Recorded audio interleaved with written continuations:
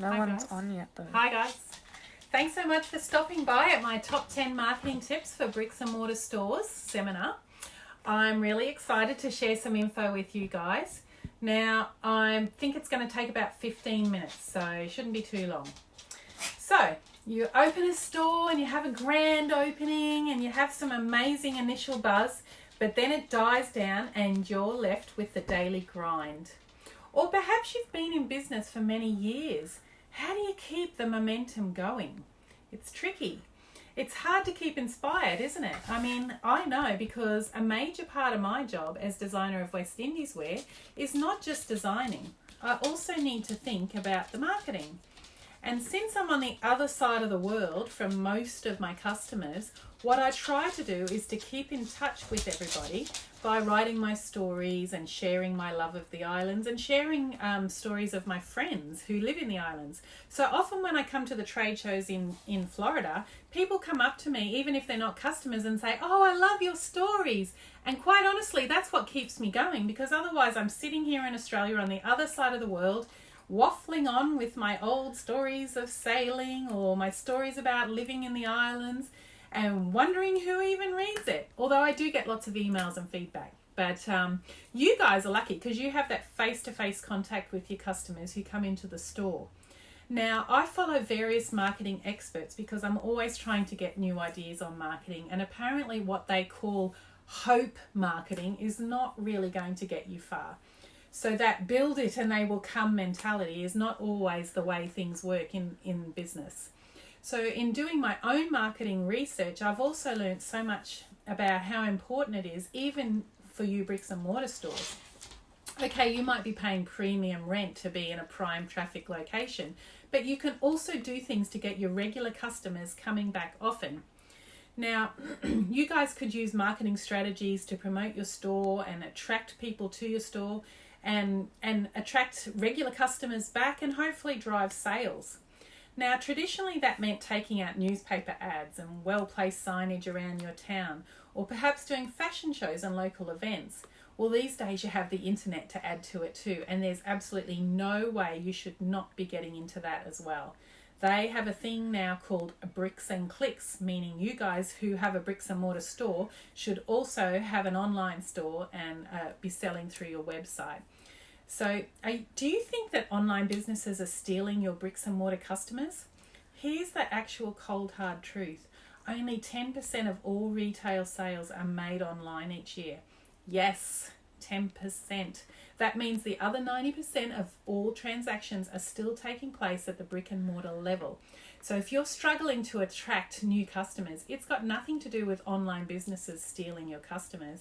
And that's great news, because it means you guys have thousands of customers out there just waiting to pound down your door.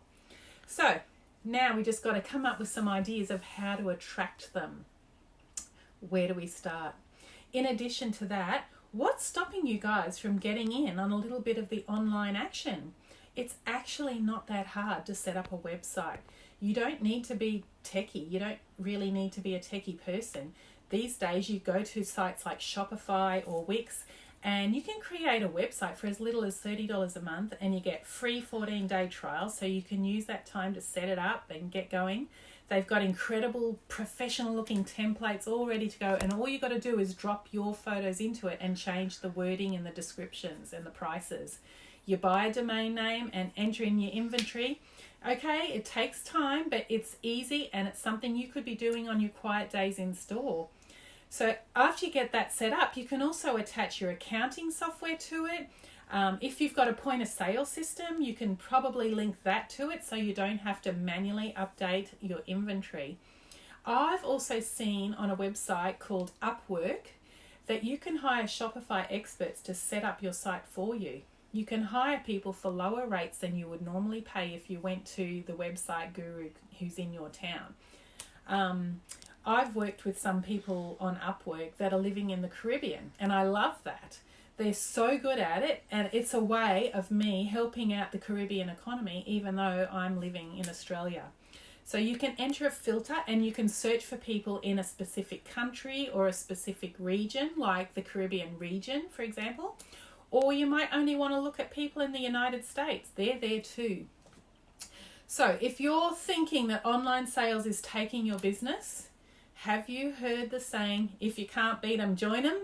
Okay, that might be an Aussie saying, but you get what I mean. You get in on the action as well. It's not that hard. So let's get on with it. What are my top 10 marketing ideas for you to use? Number 1 is to emphasize your advantages. So what advantages do your customers have for shopping with you? Think about it. What advantages do you have over shopping on Amazon, for example? They can feel the fabrics, they can try it on, they can see how it looks and how it makes them feel. They get your personal advice, and this is gold.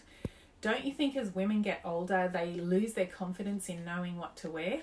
I feel like that, and I'm a designer who's made fashion my business for 27 years. So I think a lot of women feel like that. So this is a huge advantage for bricks and mortar stores to have store attendants who can tell the customer what looks good or what would look better, or what sort of shoes to wear with it. All sorts of advice like that.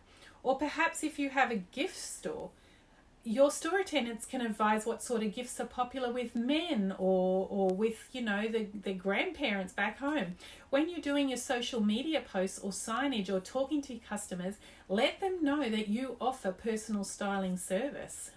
That it's amazing. You can show them what to wear to a special event, or what to pack for a Caribbean vacation, or how to wear a sarong, or what sort of gifts to take home for their 8-year-old granddaughter. Your advantage is that you have that one-on-one with your customers, so you need to use that to its full advantage.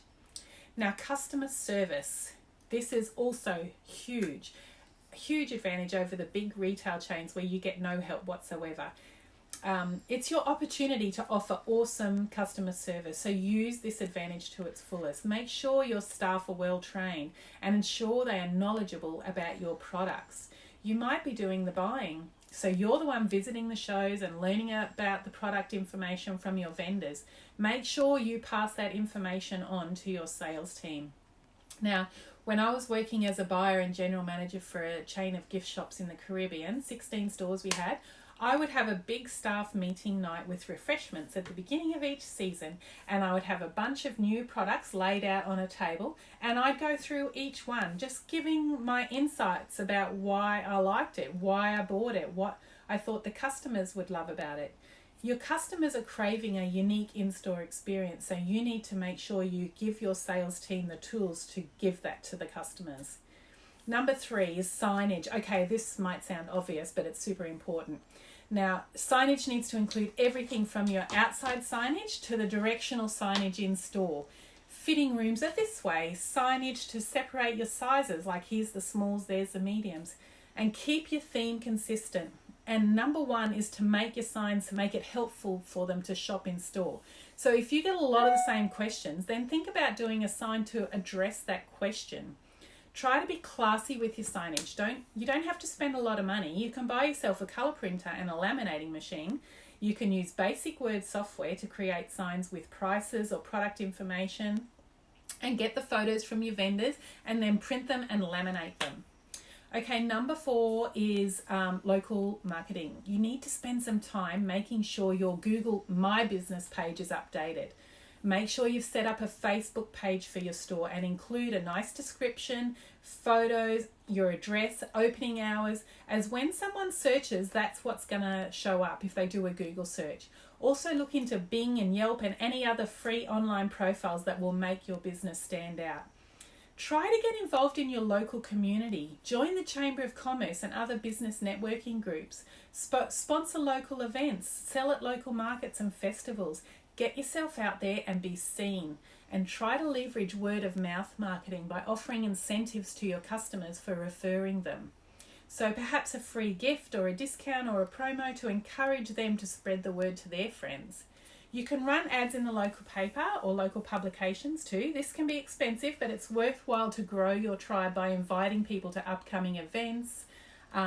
You can also run locally targeted online ads through Facebook or Google Ads, and you can enter your zip code and get your store in front of your actual community. Facebook ads are awesome for that because they're really targeted. they can be really effective for bricks and mortar stores because you can enter your area and the type of person, a woman 45 to 60. Facebook knows everyone's personal info, where they live, what their interests are. So that one's a really, really good way to advertise, and it's not that expensive. Social media. Use social media to show your amazing customer experience and mix that with product posts. So show your displays, close-ups work great. Do videos that have in-store demos. If you host events, then show lots of photos of your customers enjoying the events. Try to take photos of your customers in store so that people want to be a part of your social world.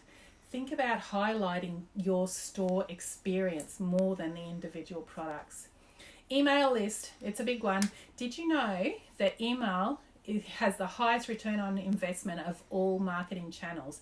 It's apparently 40 times more effective than Facebook and Twitter together. Encourage your customers to give you their email addresses, and perhaps in exchange for like a loyalty card or a future discount.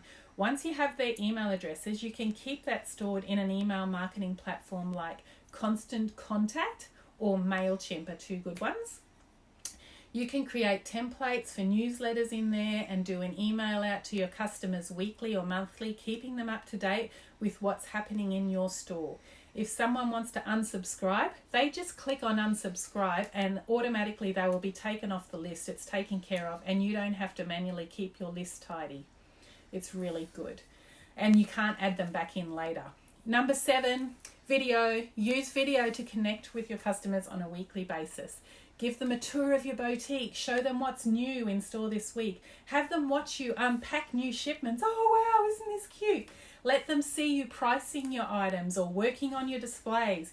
You don't have to be a professional video person. You can use your cell phone to create video and put it directly onto your Facebook page. How often do you receive new shipments? Do you get something new every week? Let your customers know about it so they're encouraged to come back in and have another look and visit you.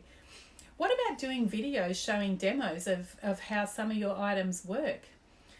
Okay, number 8 is in-store events. As part of creating a fun shopping experience in your boutique, think about having in-store events. So if you have local clientele, consider inviting them to a wine and cheese night when the new collections arrive. If you have more of a tourist clientele, think about having an interesting local character in store that could be demonstrating something or just talking to the people.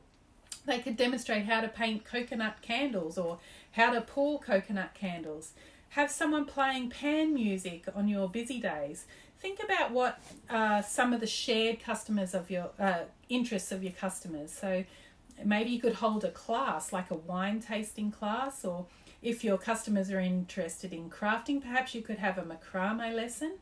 Or if you sell skincare products, perhaps you could have a testing night. And there you can use your email list to invite people to come to these events. And you can also advertise it on your social media channels. What can you be doing for Christmas? What about inviting your customers to bring their kids for a Santa meet and greet? You could dress Santa in tropical like Santa gear, or have a Christmas party for your regular customers with free bubbles and snacks, but in store where they can also shop and see what you've got. Well, what about creating a top 10 Christmas gift idea table and putting it on the side, and that helps them take the pain out of their Christmas shopping. So how can you help them? Okay, next is coupons. It's a bit icky, I know, but let's face it, everyone loves a deal. Coupons can now be even a little bit more classy too. You can offer personalized promotions because you know your customers well. Or you could offer coupons to your mailing list customers only, and then they get something exclusive that makes them feel part of your club. And number 10, finally, customer loyalty program. Well, these are huge. You know, all the big chains have loyalty programs with everyone offering anything from your 10th cup of coffee for free or discounts. The most important thing is to make your customers feel like they're part of something special. Reward them for being regular customers. Perhaps you want to let them accrue points, or perhaps you just want to reward them with surprise perks. You can bet they will always remember and talk about the unexpected gifts or perks you gave them, even if it's as small as a free cup of coffee Or, oh, you could send them a handwritten card thanking them for being a loyal customer. There's simple, inexpensive ways, and they won't forget it because it'll always make them feel special.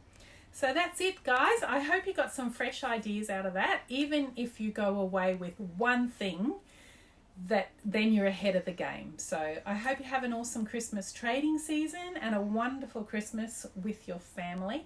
And hopefully I get to see you guys at Surf Expo in January. If you're going to be there, that'd be great. Okay, bye.